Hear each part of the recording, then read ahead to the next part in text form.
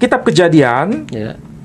pasal 21 Ya. ayat yang ke-8 sampai ayat yang ke-9. Ayat yang ke-8 sampai ayat yang ke-9.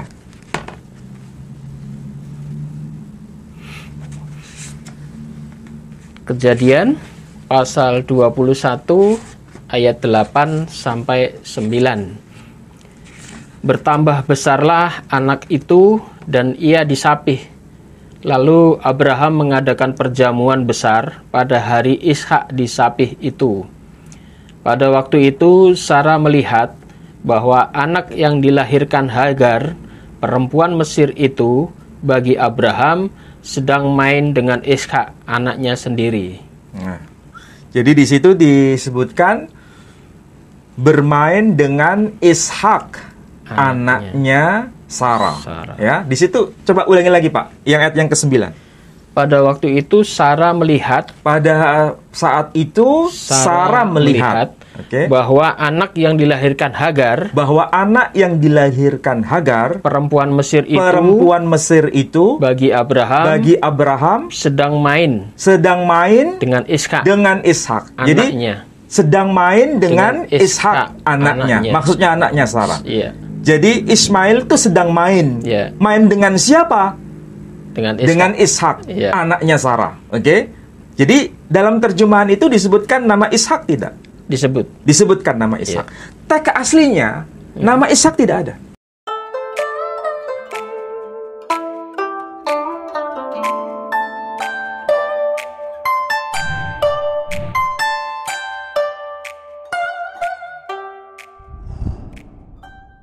Selamat berjumpa kembali di Setiawan Channel. Dan di acara Pena kali ini, pesan bermakna, kita akan belajar memahami sebuah kebenaran dari kita yang sudah kita pahami di dalam iman kita. Namun ada bagian-bagian dari sisi lain.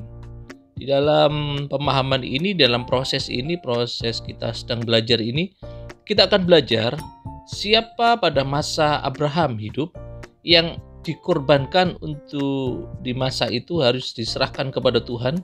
Apakah Isa, apakah Ismail, atau siapa? Nah, di dalam video ini kita akan belajar, kita akan mengambil satu upload video, kemudian kita akan dengarkan dengan baik. Tapi mari kita, sebenarnya saya sampaikan, kita bijak di dalam melihat video ini. Jangan dengan emosi, jangan dengan sebuah sikap yang tidak baik, tetapi kita sikapi dengan baik, dengan bijak, dengan tenang. Tetapi kita akan belajar dan kita akan mengerti. Lalu kita akan terus simak dengan baik. Kita renungkan, kita pelajari dengan baik supaya iman kita bertumbuh di dalam Tuhan. Nah, oleh karena itu dalam tema kali ini, siapa yang dikorbankan, siapa yang harus diserahkan kepada Tuhan untuk dikorbankan, menjadi korban. Nah, pada masa itu yang dilakukan oleh Abraham, apakah Isa atau Ismail? Bagaimana dengan bagian-bagian, bagaimana dengan dasar-dasar yang ada dari buku-buku yang lainnya? Ini ada satu pandangan dari saudara kita. Nah, pandangan ini perlu kita dengarkan dengan baik, ya. Kalau pandangan dari kita sudah jelas, sudah tahu. Tetapi ada bagian-bagian di mana ada kutipan ayat yang disebutkan, nanti akan kita jelaskan dengan baik. Saya tidak akan mengotak-atik ayat dari kitab yang lain, tetapi dari kitab kita. Mari kita simak video berikut ini. Yang dikorbankan ini yang dimasalahkan sampai hari ini. Ada yang mengatakan Ishak, ada yang mengatakan Ismail. Bahkan baru-baru ini, Pak Ali, ada sebuah video dari dari seorang Gus yang amat terkenal, ya. Gus Bahak, ya. Gus Bahak, di sana beliau mengatakan memang yang di kalangan umat Islam sendiri, beliau katakan ulama top di Arab Saudi, kata dia bilang seperti itu, bahwa kecenderungannya malah condong ke Ishak. Sedangkan Gus Bahak bilang ulama di Indonesia cenderung ke Ismail. Nah, ucapan seperti ini, Pak Ali, yang sering dipakai oleh orang-orang yang tidak suka dengan Islam, terutama dari kelompok kaum sebelah, itu selalu mengait-ngaitkan bahwa sebetulnya ini ada hubungan dengan anak perjanjian, yaitu Ishak. Sedangkan Ismail tidak. keturunan dari ibu budak dan sebagainya. Akhirnya kan dijelek-jelekan ini kaum Ismail, terutama kaum Arab ini. Bahkan nanti akhirnya sampai merembet ke Mekah, ke Air Zam-Zam dan seterusnya ya. Jadi itu tuduhan-tuduhan. Jadi kita malam hari ini akan mengupas ya masalah ini, terutama untuk menjawab tuduhan dari sebelah, dan juga mungkin kita akan meluruskan ini Pak Ali, sebetulnya apa benar ini pendapat dari Gus Baha ini ya. Memang kita tidak dalam kapasitas mengoreksi, menghakimi ya pendapat dari Gus Baha. Gus Baha pun juga mengatakan itu juga punya dasar. Mungkin Pak Ali juga bisa sebutkan, mungkin ada dasar-dasar yang melatar belakangi soal ini. Silakan Pak Ali. Ya.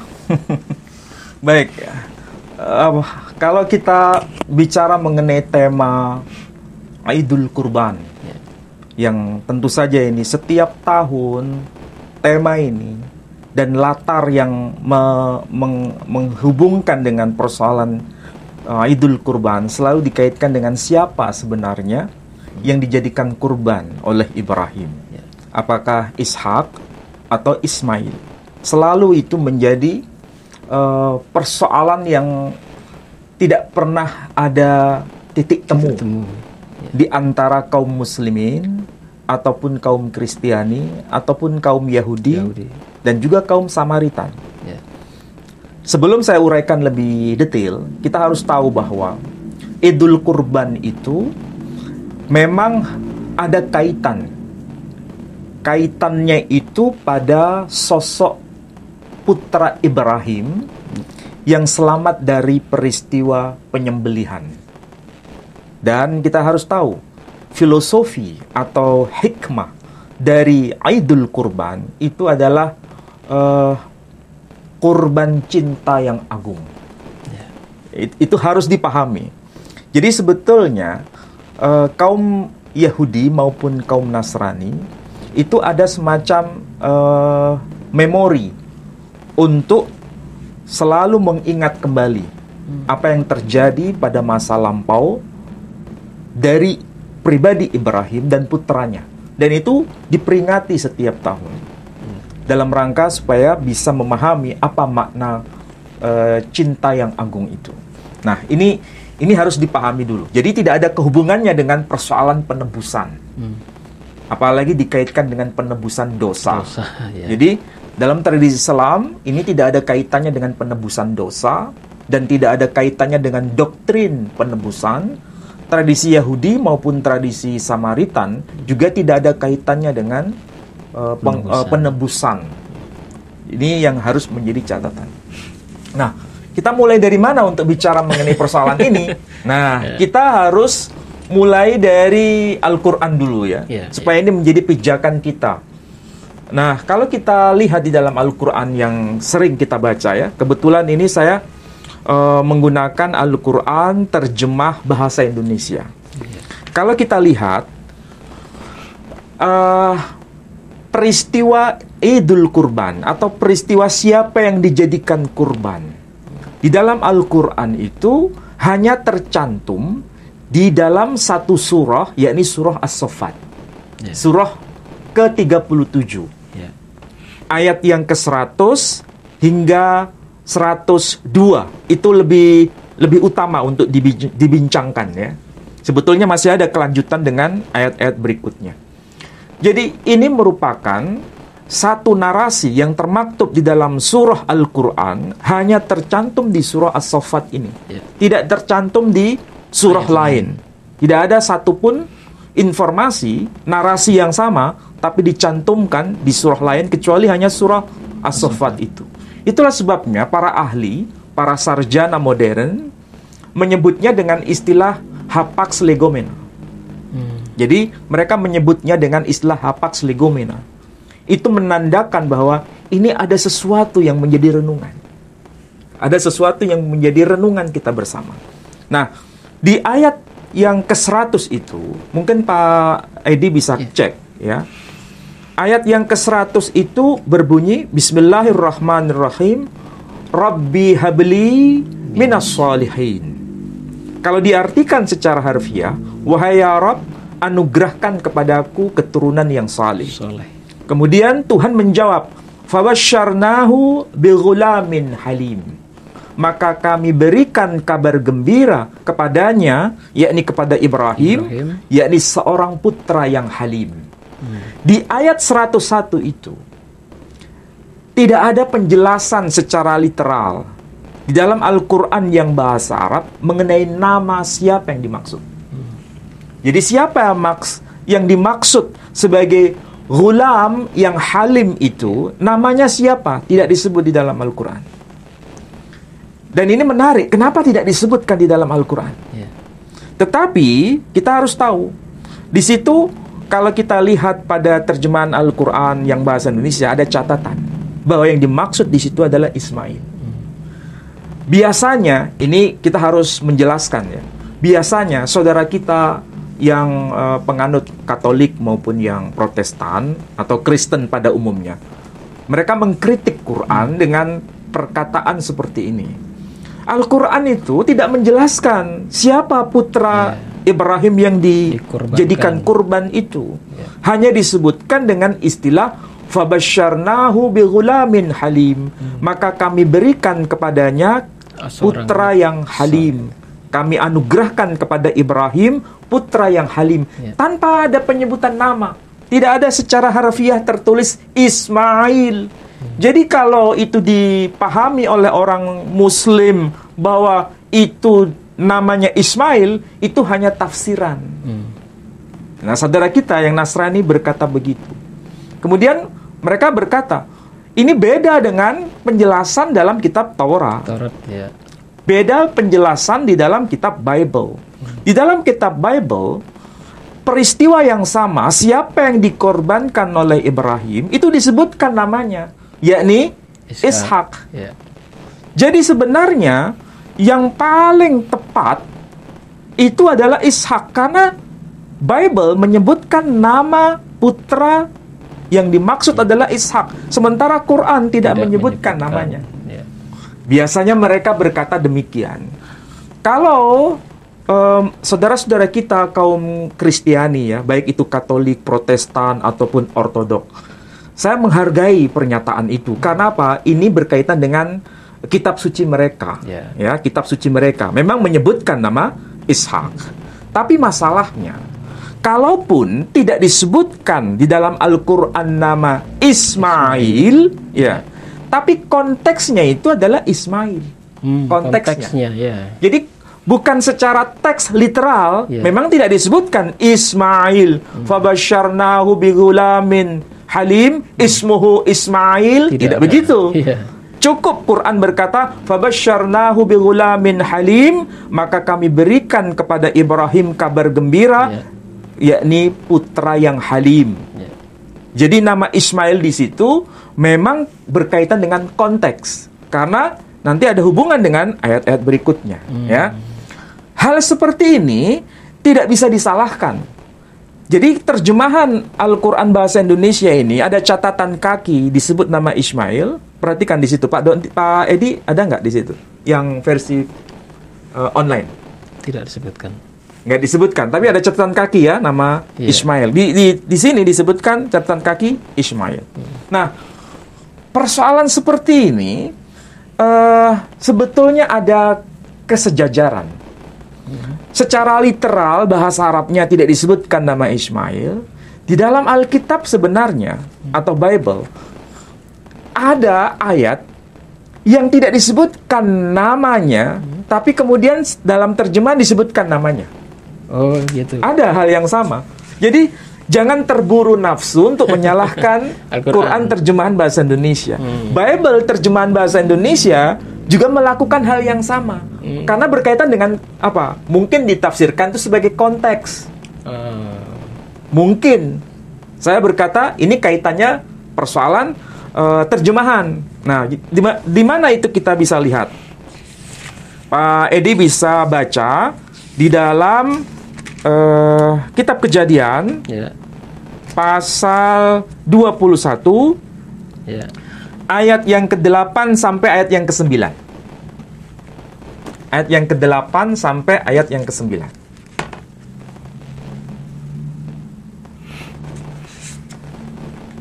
Kejadian pasal 21 ayat 8 sampai 9. Bertambah besarlah anak itu dan ia disapih. Lalu Abraham mengadakan perjamuan besar pada hari Ishak disapih itu. Pada waktu itu Sarah melihat bahwa anak yang dilahirkan Hagar, perempuan Mesir itu, bagi Abraham sedang main dengan Ishak, anaknya sendiri. Nah, jadi di situ disebutkan bermain dengan Ishak, anaknya Sarah.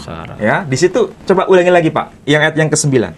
Pada waktu itu Sarah melihat, pada saat itu Sarah melihat bahwa anak yang dilahirkan Hagar, perempuan Mesir itu, bagi Abraham sedang main dengan Ishak, Jadi sedang main dengan Ishak, anaknya. Maksudnya anaknya Sarah. Iya. Jadi Ismail itu sedang main. Iya. Main dengan siapa? Dengan Ishak, Iya. anaknya Sarah. Oke. Jadi dalam terjemahan itu disebutkan nama Ishak tidak? Disebutkan nama Ishak. Teks aslinya nama Ishak tidak ada. Oh gitu ya? Tidak ada.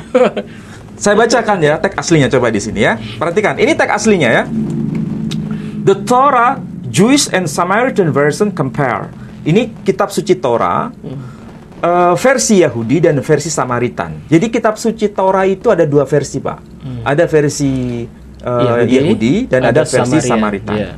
Dan di sini teks Ibrani tertulis Hatorah girsa Yehudit we girsa Soromoronit behazuva. Jadi kalau ini bahasa Ibraninya Torah ya Hatorah, ya ini kitab Torah, girsa Yehudit versi Yahudi, we girsa Somoronit dan versi Samaria behazuva, dibandingkan. Oh, perbandingan. Ya, perbandingan ini. Ya, ya. Jadi yang sebelah sini itu versi Yahudi, yang di sebelah sini versi Samaria. Ya. Ya. Ini persis seperti pengalaman Yesus bertemu dengan perempuan Samaria. Oh iya. Ya. Karena sama-sama pengikut Taurat, tapi versinya beda. Iya, iya. Oke. Nah, coba perhatikan di sini ayat yang ke-9. Disebutkan di sini. Watara syara et ben Hagar hamitsrit asher yalda le Avraham mitshak. Saya ulangi lagi. Watara syara et ben Hagar hamitsrit. Dan Sarah telah melihat et ben Hagar hamitsrit, kepada putra Hagar orang Mesir itu, perempuan Mesir itu, asher yalda le Avraham, yang dilahirkan untuk Abraham, yang dilahirkan oleh Hagar bagi Abraham. Disebutkan apa di sini? Mitshak, sedang bermain.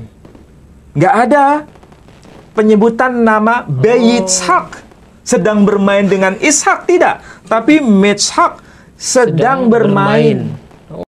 Setelah kita mendengar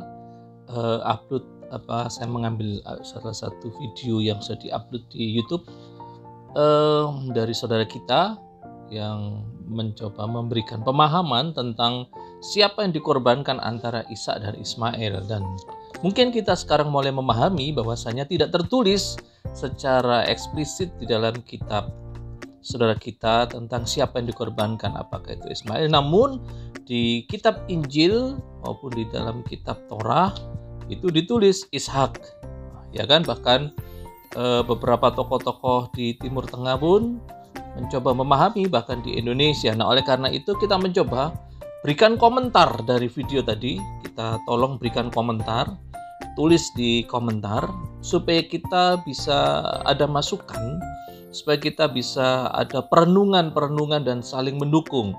Saya berharap para kita yang melihat video ini bisa memberi masukan dengan baik dan memberikan dasar-dasar dengan baik, bukan kata-kata negatif tapi kata-kata yang membangun, yang membuat kita supaya kita belajar. Tapi yang menarik dalam hal ini adalah bagaimana disebutkan tadi dalam Kejadian 21 ayat 8 dan 9. Ini menarik untuk dibahas. Saudara, di dalam Kejadian 21 ayat 8 dan 9 dikatakan ayat 8, bertambah besarlah anak itu dan ia disapi.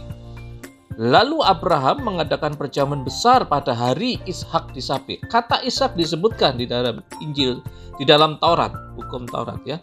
Pada waktu itu ayat 9, pada waktu itu Sarah melihat bahwa anak dilahirkan Hagar perempuan Mesir itu bagi Abraham sedang main dengan Ishak anaknya sendiri. Saudara, dalam video tadi disebutkan ternyata di dalam kitab tulisan di dalam kitab Taurat di dalam bahasa Ibrani bahasa aslinya ternyata tidak ada kata Ishak. Ayat 9 dikatakan bahwa tidak ada kata Ishak. Saudara, ayat 9 itu adalah menjelaskan ayat 8. Saudara, kalau disebutkan bahwa Ishak tidak disebutkan di ayat 9, tetapi ayat 8 disebutkan secara jelas. Nah, ayat 9 itu adalah menerangkan dari ada ayat 8 yang mengatakan bahwa Ishaklah pada saat itu yang menjadi anak perjanjian, yang menjadi perjanjian dengan Abraham yang dikorbankan. Nah, kita sudah tahu dalam Bible kita dijelaskan bahwa Ishaklah satu-satunya adalah anak yang dikorbankan menjadi anak perjanjian dan sampai pada keturunan Yesus Kristus. Nah, oleh karena itu di dalam kalau dikatakan memang tidak disebutkan, kalau saudara lihat dalam bahasa aslinya dalam bahasa Ibrani tidak disebutkan ayat 9 kata Ishak, tapi ayat 8 jelas ada kata Ishak. Apa yang diperdebatkan lagi? Artinya, sekalipun tidak ada kata Ishak di ayat 9, tapi ayat 8-nya ada. Yang berarti itu menjelaskan ayat ke-8. Nah, itulah yang perlu saya jelaskan tentang Bible, tentang Alkitab yang sudah kita imani sebagai panutan kita, sebagai tuntunan kita untuk mengenal kebenaran. Biarlah kebenaran tetap kebenaran. Kita tidak perlu berdebat. Kenapa? Karena sudah berbeda latar belakang, berbeda kita, berbeda pegangan. Ketika kita memperdebatkan yang berbeda pegangan, buku pegangannya beda, maka tidak akan ketemu. Tetapi percayalah dengan iman kita di dalam Tuhan, di dalam Yesus adalah Tuhan dan Juru Selamat. Bible adalah kebenaran yang harus kita iman dengan sungguh-sungguh. Saatnya akan tiba, Tuhan akan hadir, yaitu Yesus Kristus. Saudara, itu sungguh menarik untuk kita pahami siapa yang dikorbankan. Betulkah Ishak? Betulkah Ismail? Tetapi dari video itu kita sudah melihat, dari video itu kita sudah belajar. Di dalam Bible disebutkan Ishak, di dalam kitab yang lain tidak disebutkan Ismail, tetapi di dalam Bible disebut Ishak. Bahkan tokoh-tokoh dari Indonesia, dari Timur Tengah, mereka condong kepada Ishak. Yang artinya bahwa Ishaklah, bahwa Bible lah adalah hal yang boleh kita katakan kebenaran yang mutlak, kebenaran yang kita imani, dan itulah yang boleh kita terima dengan baik. Kita bersyukur dengan video ini. Saya mohon untuk kita bisa memberikan komentar di dalam video ini, supaya kita saling mendukung dengan iman kita mendoakan satu dengan yang lain. Percayalah, semuanya untuk kebaikan kita. Semuanya kita kembalikan untuk kemuliaan Tuhan. Saya percaya kita sudah belajar, kita memahami, iman kita semakin bertumbuh di dalam kebenaran akan firman Tuhan. Tuhan memberkati. Salam pena.